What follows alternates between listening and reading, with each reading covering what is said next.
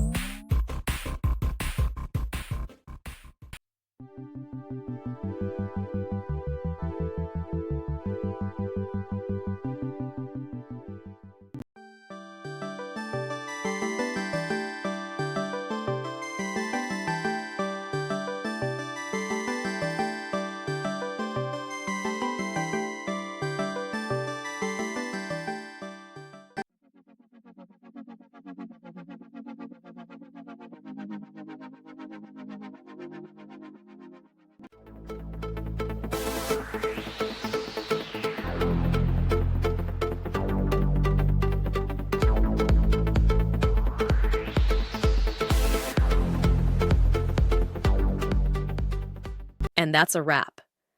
I hope you found the answer you were looking for. If you did, take a second to hit that subscribe button.